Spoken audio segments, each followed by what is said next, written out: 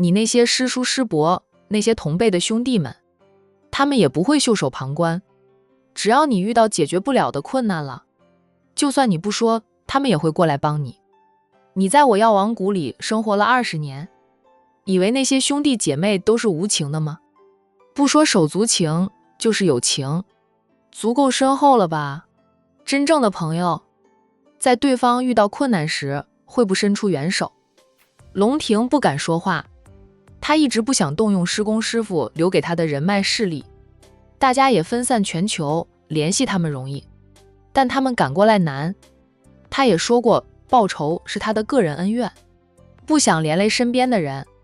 不过他也知道，师门留给他的那些人脉势力是他最强硬的靠山，不管他有没有向他们求助，他若遇到危险是他和初九都避不了的，他们肯定会从各地赶过来救他们。而养父母这边也有很强的人脉势力，他背后的靠山硬着呢，所以回到出生地后，他底气十足，初时低调，凭着实力追上龙氏集团了。他针对龙氏时就不自觉嚣张起来，他也有嚣张的资本，不是所有龙氏家族的人都是他的仇人。年轻一辈并不知道30年前的事，他们是无辜的。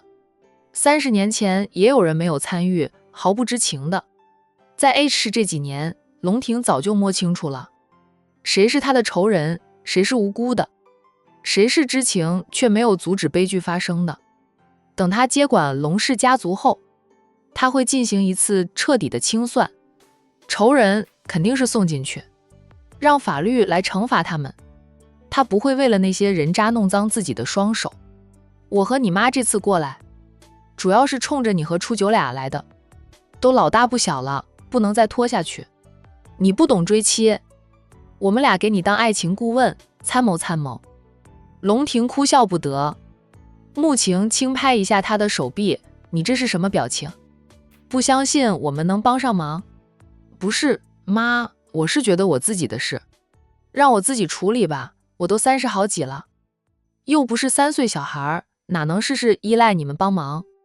我今天光明正大去接你们，龙氏那边肯定猜到的了。是生是死，被2个长辈瞪着，龙庭马上改口，我肯定是赢的那一方，做了那么多年的准备，要是输了，他都无颜见江东父老。初九沏好了茶，将茶壶以及茶杯用一个托盘端过来，3人的聊天立即换了一个话题。有点饿了呢，龙庭、初九，我和你们师傅在这里吃过饭，就去药园休息，坐了半天的飞机，真的累，年纪大了不中用。年轻时坐几个小时的飞机，下了飞机马上就能处理公事，都不带喘的。穆晴感慨年纪大了，坐几个小时的飞机就累得慌。程玲玲说道，等会儿让初九给你按摩按摩。初九立即应着，穆妈妈，等会儿我给你按摩。穆妈妈还年轻得很。初九，你跟着龙庭也叫了我10几年的妈妈，那个穆字就不要了吧，直接叫我妈妈。以后初九嫁给了龙庭，也是要叫他妈的，还不如现在就改口。初九抿抿嘴后，有点不好意思地道，穆妈妈，我叫习惯了，有点难改口。有什么难的，就这样定了，以后叫我妈，不要带上姓氏了。初九莫名觉得脸上有点热，他总觉得穆妈妈忽然要他只叫妈妈，有深一层的意思。这茶水还滚烫得很，咱们先吃饭吧。龙庭说道，饭菜早就准备好了。妈，师傅，咱们先吃饭。他和初九一起带着2位长辈进餐厅，佣人赶紧将做好的菜一一端上来。知道2位长辈的喜好，也知道他们就算当了几十年的贵妇人，依旧保留了不浪费的优良品质。准备的是家常菜，只有6菜1汤，4个人吃6菜1汤够的了，不会浪费。初九还像平时那样想在一旁伺候。穆晴叫他，初九，你怎么不坐？来，坐下，坐妈妈身边，别站着了。穆妈妈，我伺候你们吃饭，等会儿我在厨房里随便吃点就行。龙庭趁机告状，妈，师傅，初九平时就是这样的，怎么说他都不听。上次打电话给妍妍，让妍妍说了他一顿，他才勉强做个脚，吃的比我快了1倍。我都还没有吃几口，他已经吃完，然后继续站在我身后伺候我。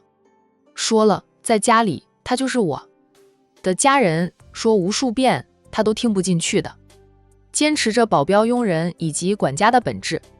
面对这般觉得他，龙庭都不敢想象他向他表白，他是什么反应？肯接受他的爱吗？不肯接受的话，他不知道要费多少时间才能让他接受。哎，想着就头痛。初九做都是一家人，不用拘谨，在我们心里，你是我们的家人，不是佣人。穆晴再次招呼初九坐下，初九站在龙庭身后不动，穆晴都叫不动他。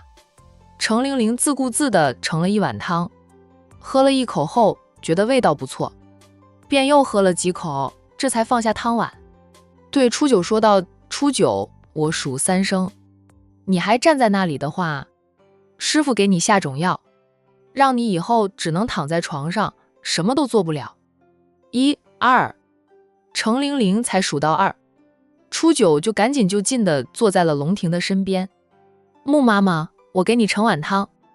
被师傅吓得坐下的初九，殷勤地给穆晴盛汤，又殷勤地帮程玲玲夹菜。程玲玲享受着徒弟的孝敬，嘴上说道：你和龙庭平时怎么相处？师傅管不着，但师傅在这里的这段时间，你不摆正你的位置，不调整心态，休怪师傅教训你。在外，你是龙庭的保镖；在内，你是龙庭的家人，是他最信任的家人，这是你们的家。家就要温馨，要放松，不是执着某些规矩的地方。龙庭宠着你，拿你没办法。师傅可不会宠着你，你做的不合师傅心意，师傅就出手了，用药你们俩还是不如师傅的，特别是使毒方面，2个徒弟加起来都不如他。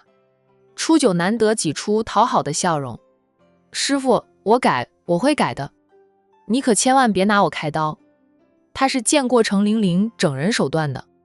程玲玲哼哼2声，看你的表现。他又说：龙庭，龙庭，你也太宠初九了，他的牛脾气都是你宠出来的。龙庭看着初九说道：师傅，初九陪在我身边的时间最长，他对我来说太重要了，我的人，我不宠着宠谁？那就是初九恃宠而骄了。初九赶紧说：师傅，我没有。你没有？龙庭说的话你听了吗？很多时候你都不听他的，不就是恃宠而骄，仗着他宠你，他说的话你不听，他也拿你没办法。初九张张嘴却无法反驳，少爷吩咐他的事，他一定会办得妥妥当当。少爷说的话他一般也会听，除非是生活上的事。他是少爷的保镖和管家呀，少爷是主人，他是仆人，在生活上少爷一点架子也没有，也不把他当佣人，他不能仗着少爷对他的好，就无视规矩，跟少爷平起平坐的。到了师傅嘴里，则成了他恃宠而骄。细想一下，他也的确是知道少爷拿他没办法，才感觉。换一种说法，好吧，他貌似还真是宠而骄了。以后龙庭叫你坐下来吃饭就坐下来，叫你不要拘束就不要拘束。你们俩都一起生活了18年，还有什么好拘束的？还有龙庭钱多没地方花，好心给你买东西，你尽管收，不要觉得不好意思，他那么多钱花不掉，你不帮他花一花，钱多压他身了。师傅的画风总觉得不对，吃饭要说些开心的事，那样食欲才好。穆晴笑着，你们有好笑的笑话吗？说几个来听听。龙庭和初九交换了一下眼神，都摇了摇头。天天忙着做生意，哪有什么笑话呀？那就吃饭，不说了，吃完饭带我们先参观一下庄园，下午你们俩该干嘛就干嘛，我和玲玲不需要你们陪，我们自己能找乐子。程玲玲连连点头，对的，他们不需要人陪同，自己找乐子玩。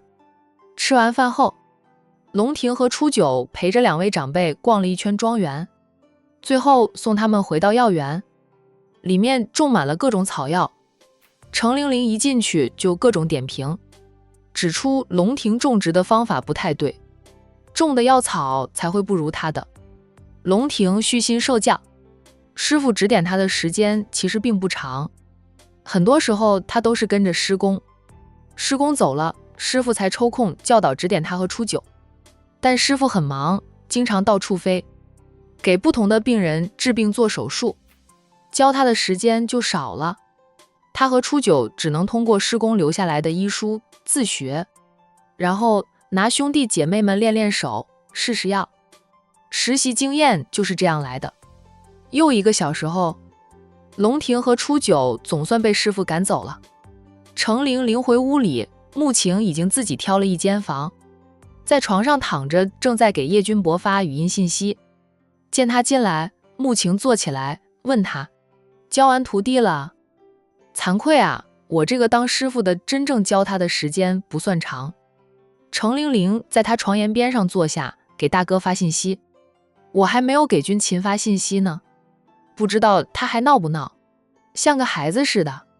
君妃小时候那么爱闹，9成9是遗传他爸的。穆晴说他老4那是爱惨了你，老夫老妻了还说什么爱啊？做了几10年的夫妻，爱情早就变成了亲情。老夫老妻也有爱啊。